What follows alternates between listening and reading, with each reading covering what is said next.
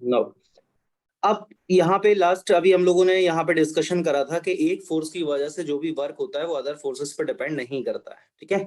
तो अब हम यहाँ पे बात करने वाले हैं कुछ आगे के पॉइंट्स की। सबसे पहले आपको ये पता होना चाहिए कि वेरिएबल फोर्स क्या होता है, बताइएगा। Have you an idea what about variable force? What is variable force? Have you any idea? Done by a lot of forces in a work.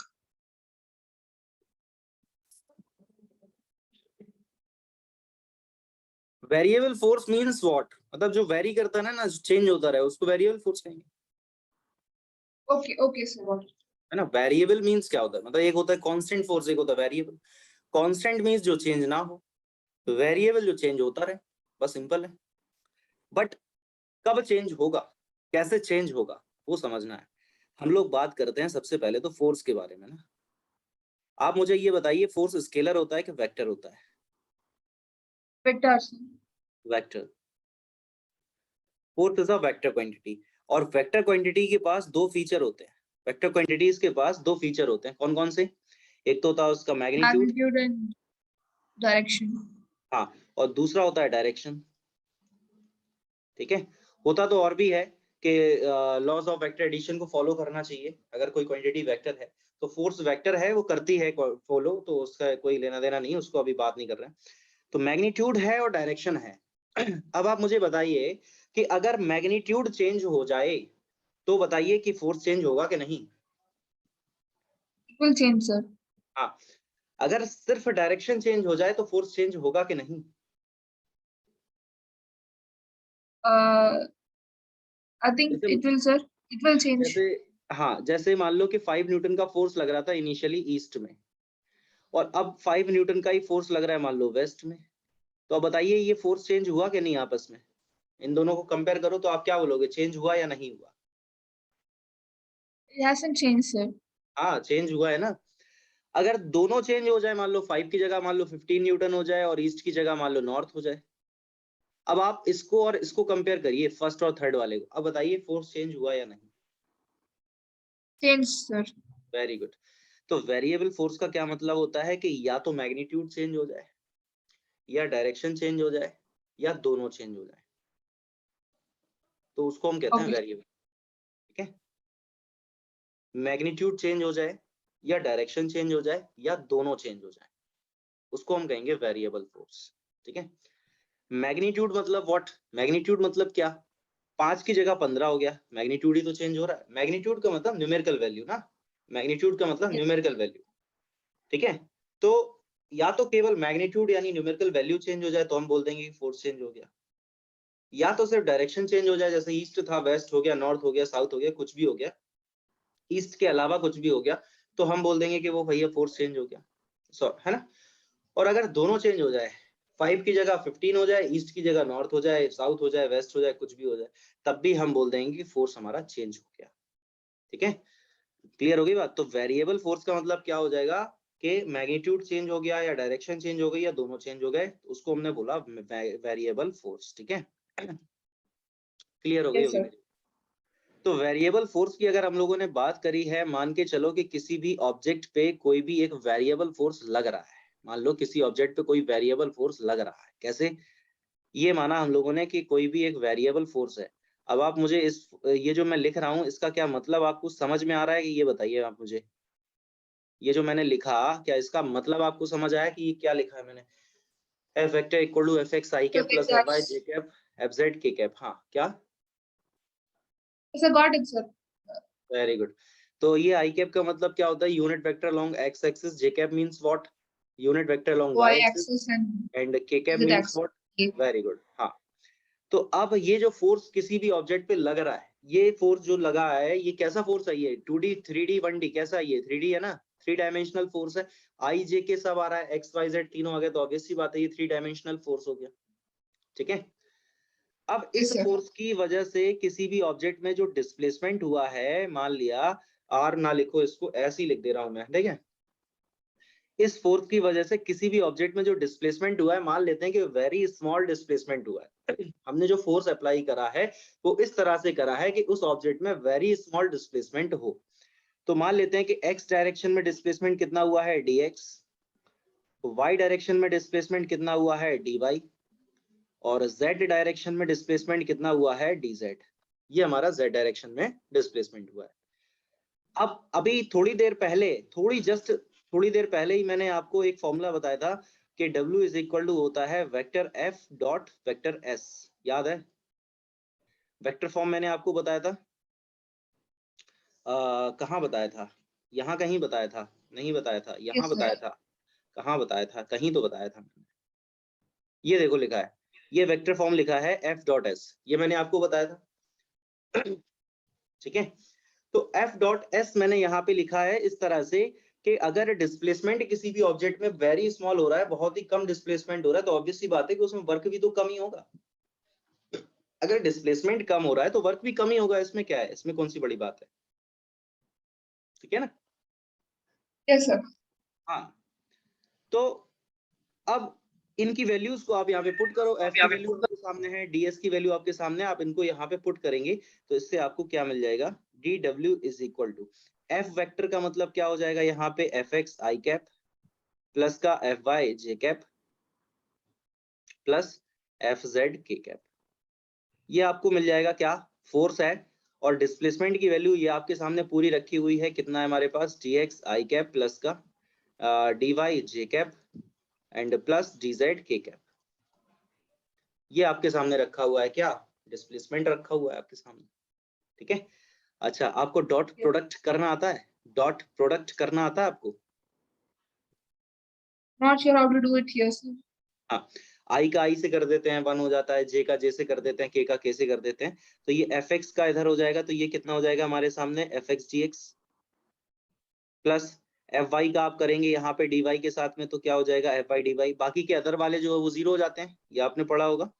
F Z का हम Yes, sir. यहाँ पे करेंगे तो ये कितना हो जाता है, डी जेड, तो ये एफ जेड डी जेड हो जाएगा। ये हमारे पास निकल FZ, के क्या आया DZ. है? हाँ, क्या क्या? No, sir, no, sir, nothing, sir. Okay, you got it The this? video got a bit slow, I guess, sir. So, kind okay, of lagged, sir. The video lagged, so video lag, so I think that there is some internet connectivity problem.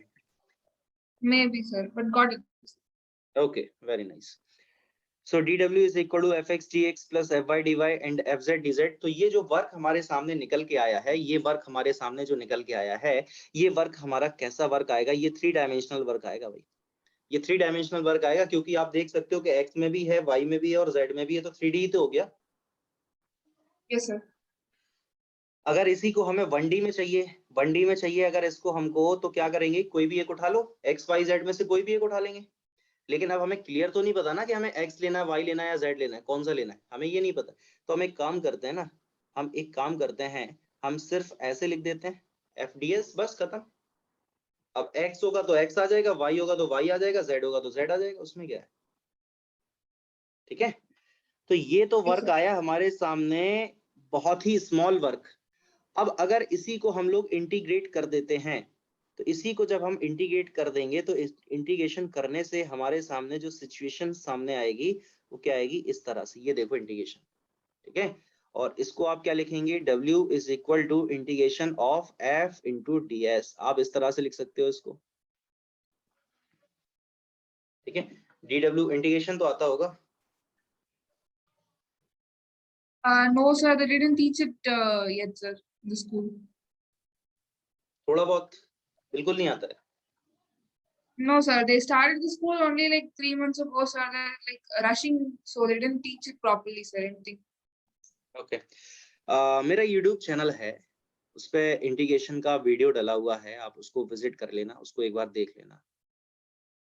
Okay, sir.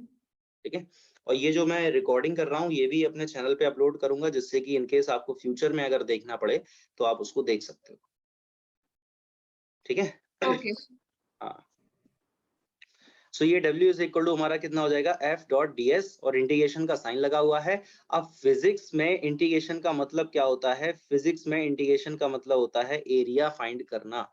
Physics में integration का मतलब होता है area find करना, कि अगर area की बात हो रही है तो इसका मतलब समझ जाओ कि इंटीग्रेशन का ही मैटर चल रहा है, ठीक है। तो कैसे एरिया फाइंड करना, जैसे मान लो कि यहाँ पे मैंने ये एक्सिस वगैरह बनाई, ये जैसे मान लो कि मैं यहाँ पे एक्सिस वगैरह ये बना रहा हूँ आपके सामने, ये एक्सिस मैंने यहाँ पे ड्रॉ कर दी, ठीक है। तो ये एक्सिस जो मैंने यहाँ पे बना दी है, अब इन एक्सिस में मैंने माना कि ये एक्सिस हमारी कौन सी है, फोर्स है। यहाँ पे क्या लिखा है, फोर्स है। और यहाँ पे क्या लिखा हुआ है, डिस्प्लेसमेंट लिखा है। यहाँ पे क्या लिखा है, डिस्प्लेसमेंट लिखा है। और मान लो कि यहाँ पे कोई भी इस तरह का एक ग्राफ कोई बना हुआ है, मान ला कोई भी एक ग्राफ है, कैसा भी कोई ग्राफ बना हुआ है, मान लिया ऐसे हम लोगों ने, ठीक है। इस ग्राफ में जब आप एरिया फाइंड करोगे, इस ग्राफ में जब आप एरिया फाइंड करोगे, तो जब आप इस ग्राफ में एरिया फाइंड करोगे तो इसमें हमें एरिया से क्या मिल जाएगा, वर्क मिल जाएगा। क्या मिल जाएगा, वर्क मिल जाएगा। इस ग्राफ में जब आप एरिया फाइंड करोगे तो आपको क्या मिल जाएगा, वर्क मिल जाएगा। बात आ रही समझ? Yes, sir. और आप यहाँ पे ये चीज तो नोटिस कर ही रहे हो कि ये जो फोर्स है वो कैसा फोर्स है, वेरिएबल। क्योंकि आप देख सकते हो डायग्राम से, ग्राफ से आप देख सकते हो कि कंटिन्यूअसली फोर्स का वैल्यू जो है वो हर पॉइंट पे देखो अलग अलग है, चेंज हो रहा है, देखो है, हर पॉइंट पे फोर्स अलग अलग है। तो ये फोर्स हमारा कैसा है, वेरिएबल फोर्स है। ये फोर्स हमारा कैसा है, वेरिएबल फोर्स है। तो यहाँ पे जो भी हम एरिया फाइंड करेंगे इस ग्राफ के अंदर, तो उस एरिया से हमें क्या मिल जाएगा, वर्क मिल जाएगा। बात आ गई समझ आपको? Yes, sir. चलो एक क्वेश्चन हो जाए, क्वेश्चन हो जाए, एक छोटा सा हल्का सा एक क्वेश्चन कर लिया जाए अपन के सामने ना। क्वेश्चन बड़े जरूरी होते हैं न्यूमेरिकल ना। तो करोगे आप इस क्वेश्चन को, बताइए।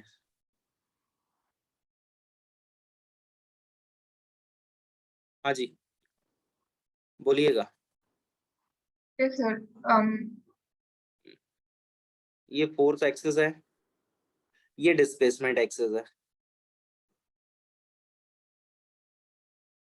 ये हमारे सामने एक्सिस वगैरह है। और यहाँ पे जो मैं ग्राफ बनाने जा रहा हूँ वो ग्राफ हमारा कुछ इस तरह का है।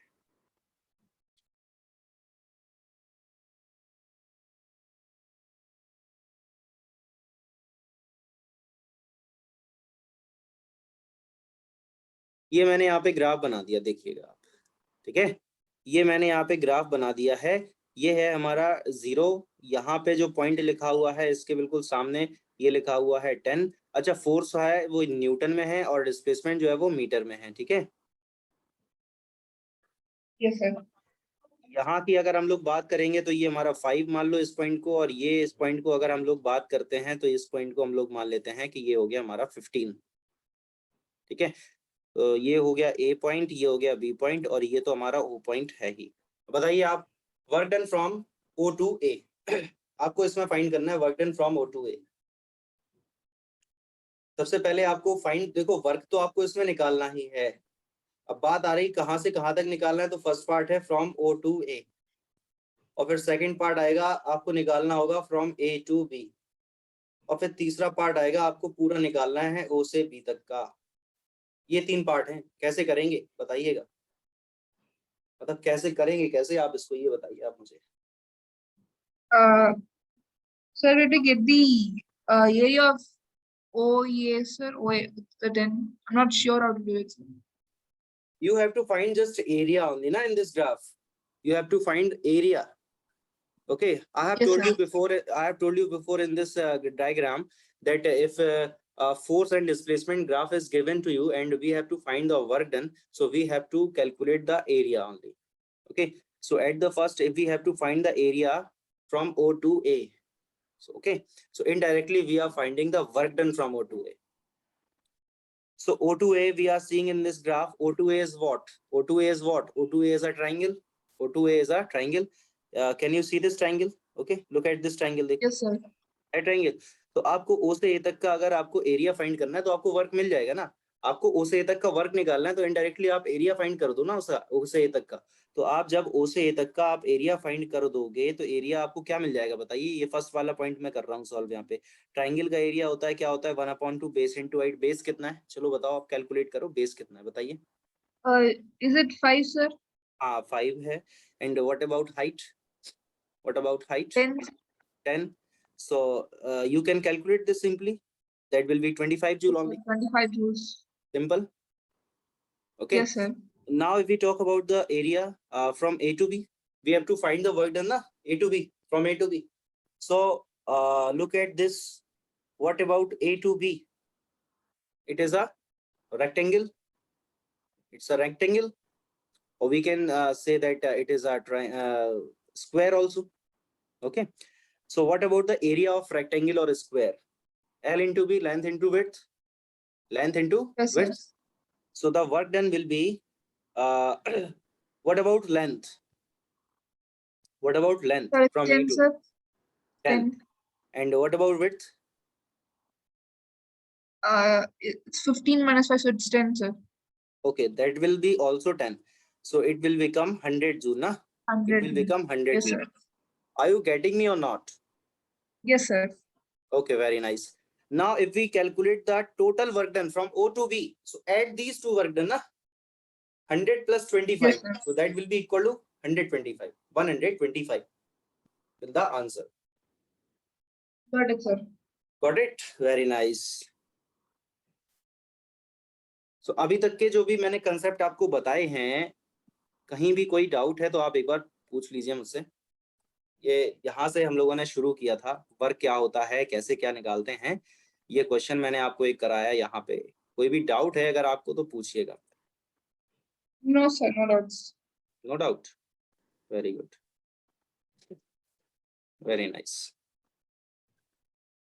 Okay. So now if we talk about the work done by several force or many forces, work done by several forces, मतलब कई सारे फोर्स अगर किसी ऑब्जेक्ट पे काम कर रहे हैं तो उसकी वजह से जो वर्क है वो कैसे हम लोग फाइंड करते हैं, है ना? तो जैसे मान लो आपके पास you have an object something like this. ये आपके पास कोई भी एक ऑब्जेक्ट है और इस ऑब्जेक्ट पे मान के चलो कि कई सारे यहाँ पे फोर्स इस पे अप्लाई हो रहे हैं। जैसे माना कि एक फोर्स यहाँ पे अप्लाई हो रहा है, माना कि ये F1 है, यहाँ पे कोई फोर्स अप्लाई हो रहा है F2, यहाँ कहीं इस पे फोर्स अप्लाई हो रहा है F3, यहाँ पे कहीं फोर्स अप्लाई हो रहा है F4, up to and so on. इस तरह से कई सारे इस ऑब्जेक्ट पे फोर्स अप्लाई हो रहे हैं। ठीक है, आपको इसमें वर्क फाइंड करना है हर एक फोर्स की वजह से। मान लिया कि इसमें जो डिस्प्लेसमेंट हो रहा है वो कितना हो रहा है S, तो वर्क आप कैसे फाइंड कर सकते हो बताइएगा। F1 डॉट S, है ना, प्लस और F2 dot S plus F3 dot S plus up to Fn dot S। ऐसे ही तो फाइंड करेंगे आप वर्क, यही तो होता है फॉर्मूला Yes, sir. वर्क, है ना? अच्छा, ये सारे वर्क मैंने ऐड क्यों कर दिए? क्योंकि टोटल वर्क निकालना था हमको, टोटल हमको वर्क चाहिए था, इसलिए हम लोगों ने इसको ऐड कर दिया है। सारे हम लोगों ने इसको ऐड कर दिया है। ठीक है, so F1 dot S, F2 dot S, F3 dot S, Fn dot S। अब एंगल की यहाँ पे कहीं बात नहीं हो रही है। We are not talking about the angle because angle is not given in the figure. Okay, so we are using the vector form. We are using the vector form in this diagram or in this expression. The expression shown to you, F1 dot S, F2 dot S, F3 dot S. Okay, so in this expression we are not dealing with theta because theta is not given in the diagram, na? So we are using the vector Yes, sir. form. We are using the vector form. Okay, if anybody is asking to you that why we are using vector form in this expression, what will you answer? Because the Theta is not given, sir. simple, theta is not given in the question, so we are using the vector form. Okay, so this is the work done by several forces. Now if we talk about the work done by gravitational force, very important, work done by gravitational force.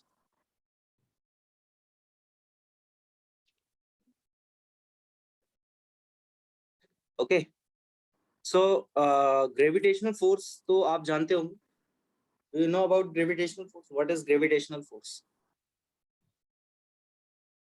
Yes, sir. Yeah. The force acted by gravity on anything. ठीक है,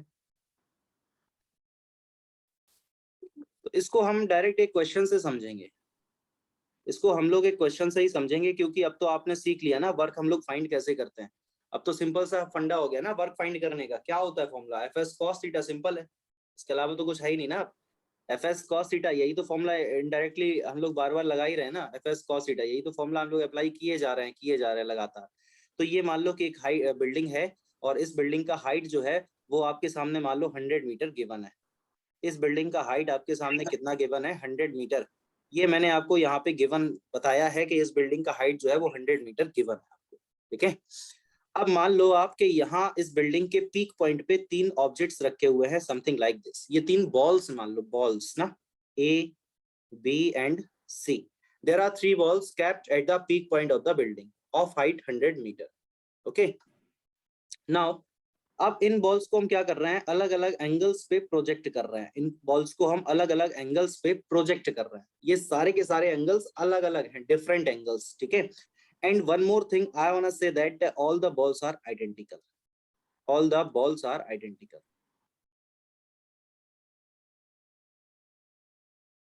All the balls are identical in shape or size obviously ना, ठीक है। और find the और mass given है आपको, हर एक बॉल का मास आपको 2 kilogram each. Mass of each ball is 2 kilogram ना। m is what? Mass of each ball is 2 kilogram, ठीक है। So find the work done by gravitational force, work done by gravitational force। ये ओहो spelling mistake हो गई थोड़ा सा, एक सेकेंड। हाँ, gravitational force, find the work done by gravitational force on each ball। बताइए क्या होगा आंसर? हर एक बॉल का Sir, स्पीड we'll जो है, just change the force as into gravitational force, sir. क्या मैं समझ नहीं पाया आपने क्या बोला? So we'll just take the normal force and we'll just put the gravitational force in it. We are not dealing with the normal force here. Yes, sir, we'll take it and we'll use the gravitational force instead, sir, of that.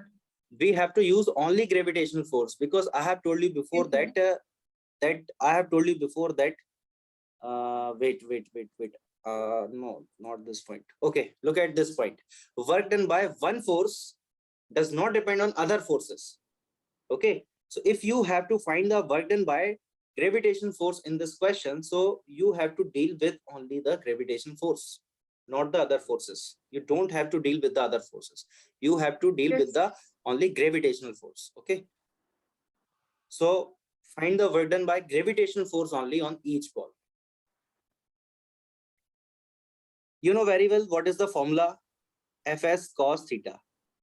This is the formula for to find the work done Fs cos theta. Okay, now I'm going to simple the question. This angle is this angle is 37 degree. Okay, and this angle is 53 degree.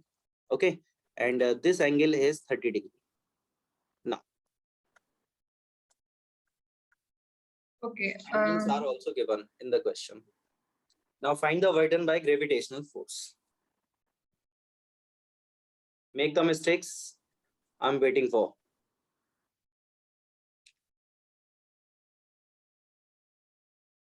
Okay. कुछ चल रहा है दिमाग में, कैसे करना है? How to solve Should this? we take gravitational constant into mass of object 1, mass of object 2 by the distance? Should we take that formula here, sir? At the first, let me know that what is the displacement of A?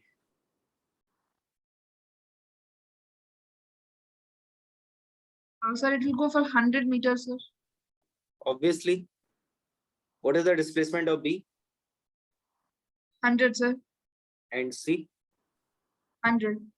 All the displacement are same. Yes, sir. And we are seeing in this question that all balls are identical and the mass of each ball is same, that is 2 kilogram. 2 kg. Okay, so we can say that the gravitation force act on each ball will be same because the mass of each ball is same. Okay, what is gravitational force? What is gravitational force? That is nothing but the weight of the object, na? Mg. That is gravitation force, mg. That is weight, also known as weight. So this is called the gravitational force, mg. Mg is nothing but the weight of the object itself. Are you getting me? Yes, sir. Okay, very nice. So we are seeing that all the mass of balls are same, that is 2 kilogram. So the gravitation force on each ball will be same. That will be 20. That will be 20 Newton. Mass is 2 and G is 10. So that will be 20 Newton. Clear हो रहा है कि नहीं हो रहा है आपको? बात मेरी क्लियर हो पा रही है? हाँ, वेरी गुड। अब देखो ग्रेविटेशन फोर्स आपने फाइंड करा है, ग्रेविटेशन फोर्स कितना आया है 20 न्यूटन, और हमें पता है कि डिस्प्लेसमेंट सबका सेम हो रहा है। अच्छा मुझे आप ये बताइए, what is the direction of gravitation force? What is the direction of gravitation force on each ball? In which direction gravitation force acts on the each ball? So it will be perpendicular. Perpendicular in which direction? Upward or downward? Left or right? Downwards. Downwards. Always Downwards. downwards. Okay. So the direction of gravitation force on ball A will be downward in this direction, in this direction, in this direction. Okay. And if we talk about the displacement of the object, what is the direction of the displacement of each ball? It will be 100, sir. It will... No. 100 is the magnitude. I am talking about the direction. I'm asking about the direction of the displacement on each ball. Downward, sir. Downward, obviously. So we are Yes, sir. seeing that force is in the downward direction and displacement is in downward direction. So we can say that theta will be equal to what? Theta will be equal to what? Kitna Zero, hoga sir. theta? 0. Very nice. Very nice. Theta will be equal to 0. Okay. We don't have to deal with this thetas, 37, 53, 30 degree. We don't have to deal with this thetas. Huh? Because Okay, we have to calculate the angle between the force and displacement. मैंने आपको शुरुआत में ही बता दिया था. I have told you before that theta is what? Theta is the angle between force and displacement. ये देखो लिखा है ना? Okay. So we don't have to deal with this theta 37, 53, 30 degree.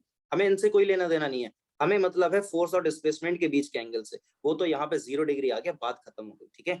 अब आपने देखो फोर्स फाइंड कर लिया, आपको डिस्प्लेसमेंट सबका पता है. Now you have to find the work done only ना. So what will be the work done? Work is F S cos theta. So what is F? F is 20. What is S? S is 100 and theta is what? 0. So cos 0 is 1. So that will be equal to 200 joule on each ball. Is it Yes, clear? sir. Got it. Is it Yes, clear sir. or not? Clear, sir. Okay. अच्छे तरीके से clear या थोड़ा थोड़ा clear? No, sir. Got it clearly. Okay, very nice. ठीक है. तो हर एक बॉल पे आपसे तीनों बॉल्स का पूछा गया था ना, ईच बॉल, तो सबका सेम रहेगा ना 200 जूल. क्यों? सबका मास सेम है, सबका डिस्प्लेसमेंट सेम है, सब कुछ सेम है, तो फिर वर्क भी सबका सेम रहेगा. तो ये होता है हमारा work done by gravitational force. ठीक है. Now Okay, sir. If we talk about the work done by normal force. आप नॉर्मल फोर्स को मिस कर रहे थे, इसलिए मैंने सोचा चलो अब नॉर्मल फोर्स की बात कर ली जाए. Work done by normal force. चलिए. सो सबसे पहले तो आपको ये पता होना चाहिए कि नॉर्मल फोर्स होता है क्या. होता है नॉर्मल फोर्स? बताइए. पता है आपको क्या होता है normal force? What is normal force? सबसे पहले तो आपको फोर्स पता हो ना, तब तो आप वर्क निकालोगे ना उससे. Yes, sir. बताइए नॉर्मल फोर्स क्या होता है? What is normal force? नहीं पता है? No, sir. चलो कोई दिक्कत नहीं है. ओके. सुनना, अब मेरी बात बस गौर से सुनना, बस थोड़ा ध्यान लगेगा, थोड़ा कंसंट्रेशन चाहिए थोड़ा सा. ये देखो आप यहाँ पे एक ये block. Okay, look at this block, orange block, and look at one more block. This block is green. Okay, so you are seeing that there are two blocks in this diagram. Consider that this is block A and this is block B. A force is applied on block A that will be equal to 120 Newton. 120 Newton. And the mass of block A is the 20 kilogram, and the mass of block B is 10 kilogram. Mass of block B is 10 kilogram and mass of block A is 20 kilogram. Okay. So आप इस diagram को देख के आप क्या कह सकते हो, कुछ कह सकते हो, मतलब क्या हो रहा है इसमें, चल क्या रहा है यहाँ पे, ये बताइए.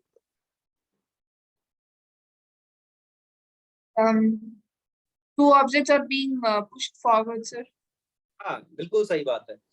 बट आप इस डायग्राम में इस चीज को आप थोड़ा सा गौर करिएगा, थोड़ा सा ध्यान दो आप इस चीज पे कि यहाँ जो अप्लाइड फोर्स है वो तो ब्लॉक ए पे है कि बी पे है?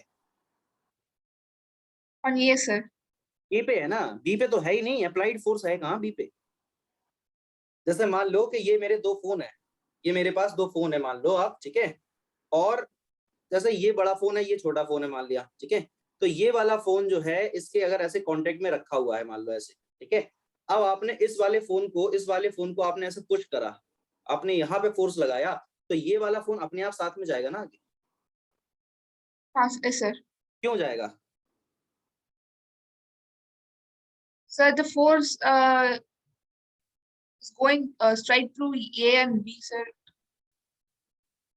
क्या क्या क्या क्या मैं समझ नहीं पाया, मैं सुन नहीं पाया एक्चुअली, समझ क्या नहीं पाया, मैं सुन नहीं पाया. हाँ, क्या बोला आपने, फिर से बोलिएगा. Sir, the force goes through A through B, sir. Since the force is more, it will push forward the A and it will push B forward, sir. तो पुश तो वो करेगा, ए जो है वो बी को पुश तो करेगा, बस उसी पुश को तो ही हम नॉर्मल कहते हैं. That push is called normal force. Okay. No one, we are seeing in this diagram that applied force is on A, not on B, but B is still moving. B is also moving with A. B is moving with A. Yes, okay, sir. So both block will move together. Both block will move together. So we will treat this complete diagram as the mass of 30 kilogram. Okay, because both block will move together, ना.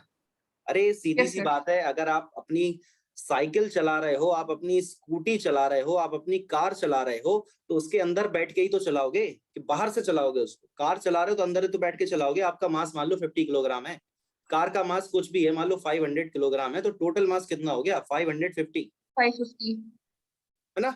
Obvious सी बात है ना. तो ये दोनों block जो है वो साथ में मूव कर रहे हैं. एक ब्लॉक का मास 20 किलोग्राम है, एक ब्लॉक का मास 10 किलोग्राम है. ए ब्लॉक पे 120 न्यूटन का फोर्स अप्लाई किया गया, दोनों ब्लॉक साथ में मूव करेंगे. अब बी क्यों साथ में मूव करेगा? क्योंकि ए ने बी पे नॉर्मल लगाया और बी ने भी ए पे नॉर्मल लगाया होगा, इसीलिए तो ये दोनों साथ में चल रहे हैं आगे की तरफ. बात आगे समझ आ? Very good. मतलब क्लियर हो रहा है कि मतलब ऐसे ही चल रहा है, मतलब आप क्या? No, sir, got it. Very good. Sir, is it like the indirect force of the force 120? Yeah, you can say very nice. Normal force, you can say in this question, that is indirect force. Okay, sir. Okay. Now the displacement in the object is 5 meter. Displacement is 5 meter. Okay. And this is block number A and this is block number B. Force apply हुआ, object shift हो गई. ये तो diagram से clear ही पता चल रहा है कि ऑब्जेक्ट में शिफ्टिंग हुई है, एक जगह से दूसरी जगह पूरा ये सिस्टम पूरा मूव करके चला गया भाई. ये तो साफ साफ उसमें डायग्राम में शो हो रहा है. ठीक है. तो अब मैं यहाँ पे क्या बोलने वाला हूँ आपसे, सुनो मेरी बात. आपको इसमें फाइंड क्या करना है ना, find the work done. Work तो निकालना ही आपको. एक सेकंड. हाँ, इसमें आपको वर्क तो फाइंड करना ही है, लेकिन अब कौन कौन से फोर्सेस की वजह से वो देखो. अप्लाइड फोर्स ऑन ए. चलो सबसे पहले इस बात का आंसर दो आप कि अप्लाइड फोर्स की वजह से ए पे कितना वर्क हुआ है, ये बताइए. 120 न्यूटन. हाँ, वो तो फोर्स है, वर्क पूछ रहा हूं मैं आपसे. Okay, sorry, sir. 120 to 5, sir. What about angle?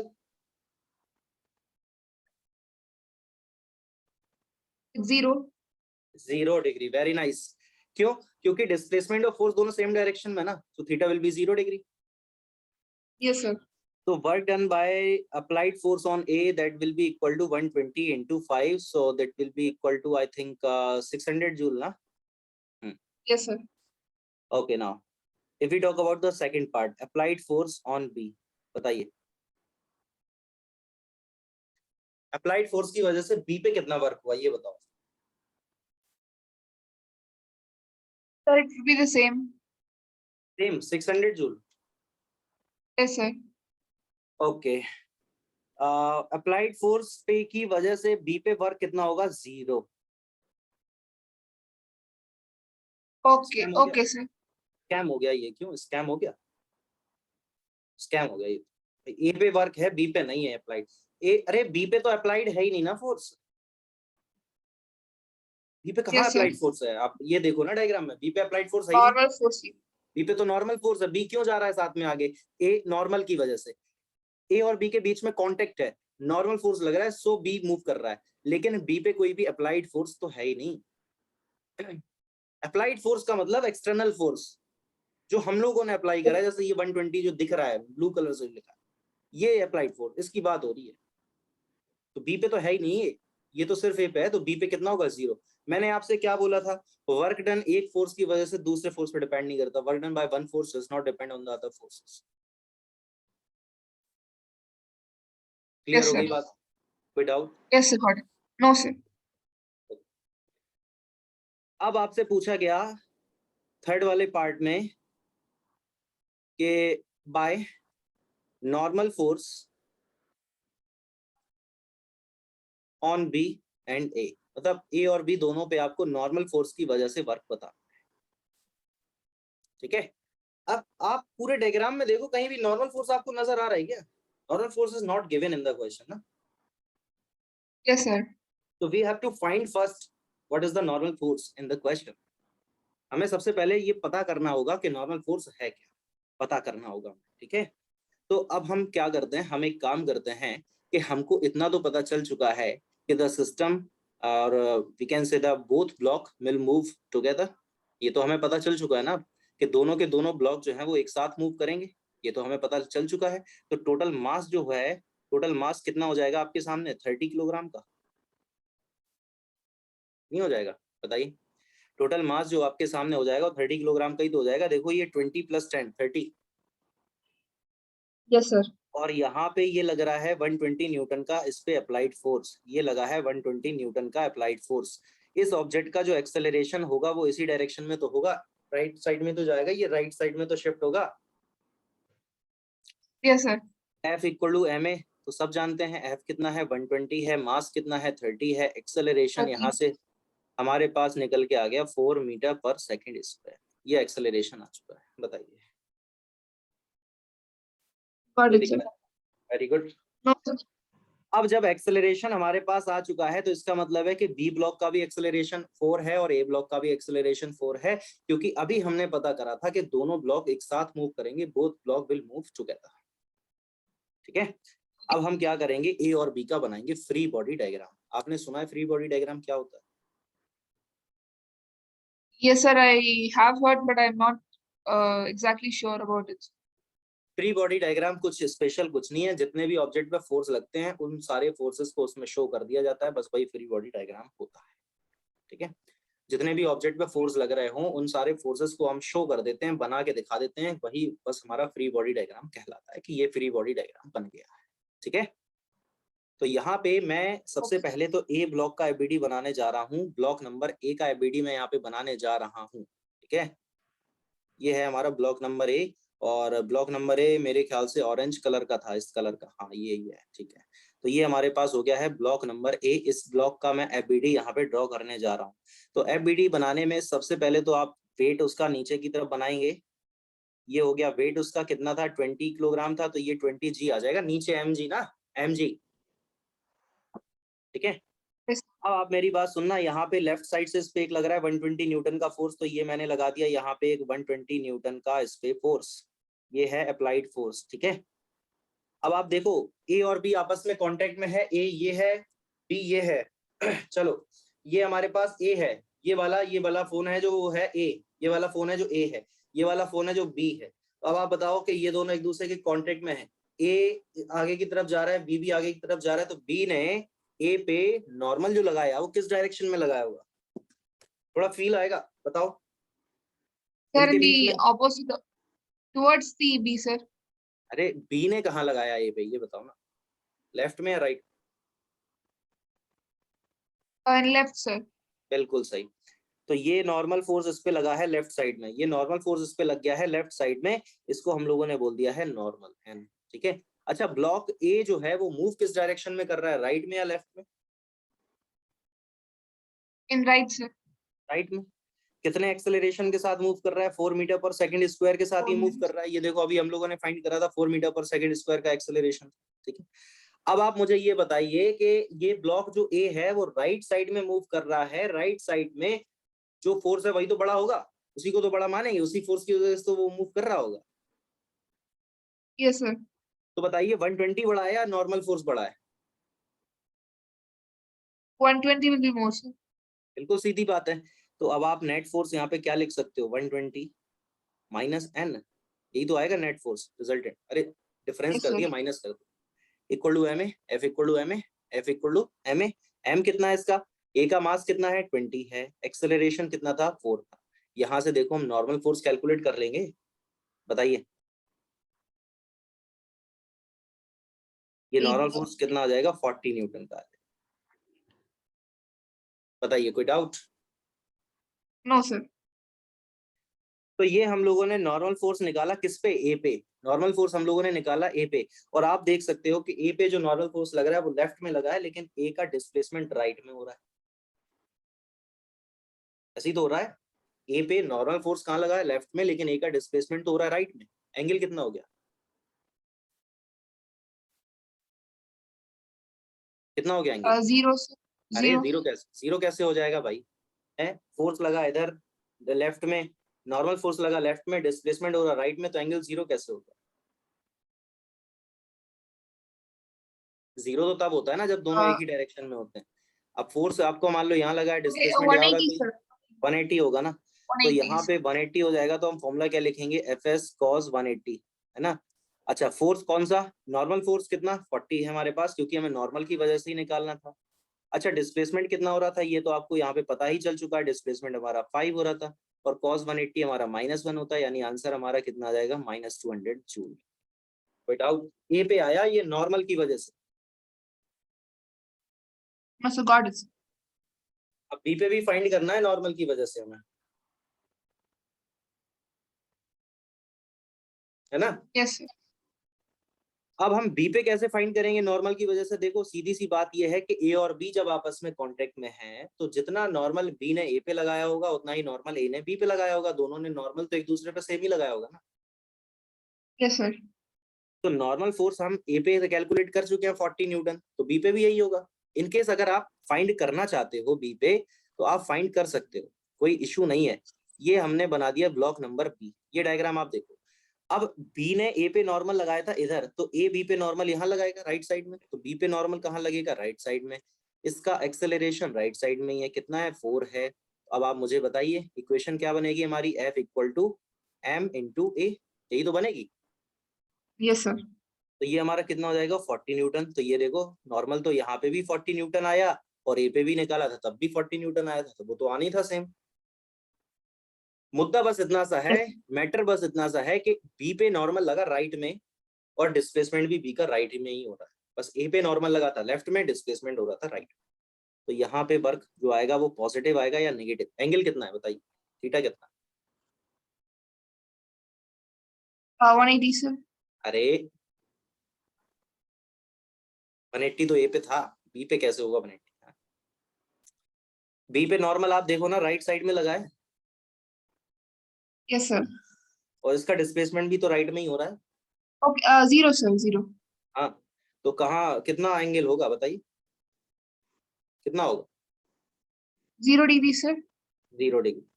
तो यहाँ पे ये क्या हो गया, ये मिट कैसे गया, ये गायब कैसे हो गया? अरे यार, इस पे ये लगा है, यहाँ पे नॉर्मल कितना हम लोगों ने फाइंड किया था 40 न्यूटन का, इसका एक्सेलरेशन हमारे सामने कितना आया था 4 आया था, 4. इसका एक्सेलरेशन हमारे पास 4 आया था, और एक्सेलरेशन आ जाने के बाद और क्या कहते हैं कि थीटा की वैल्यू हम लोगों ने फाइंड कर ली है, 0 डिग्री आई है। तो बताइए वर्क हमारा कितना हो जाएगा, एफ एस कॉस थीटा। तो एफ हमारा कितना है 40, एस कितना है 5, थीटा कितना है 0, 1 ही हो जाएगा, यानी 200 जूल। ये आंसर। देखो ये आया नेगेटिव और ये आया पॉजिटिव। बच्चे देख रहे हो आप, समझ रहे हो मेरी बात? ये नेगेटिव आया, ये पॉजिटिव आया, क्योंकि डायरेक्शन का रोल है, डायरेक्शन ऑपोजिट थी, दोनों की Yes, डायरेक्शन sir. नॉर्मल की अपोजिट थी। दैट्स व्हाई एक प्लस आया एक माइनस आया। Any doubt? No, sir. Got it. सब कुछ क्लियर हो गया जो भी मैंने पढ़ाया है, Yes, बताइए। sir. ठीक है, Yes, sir. Very nice. तो ये हमारे वर्क है, अभी भी वर्क हमारा कंप्लीट नहीं हुआ है, बहुत है, बहुत कई सारे फोर्सेस की वजह से वर्क होता है। बता रही समझ आपको? Yes, sir. हाँ, ठीक है।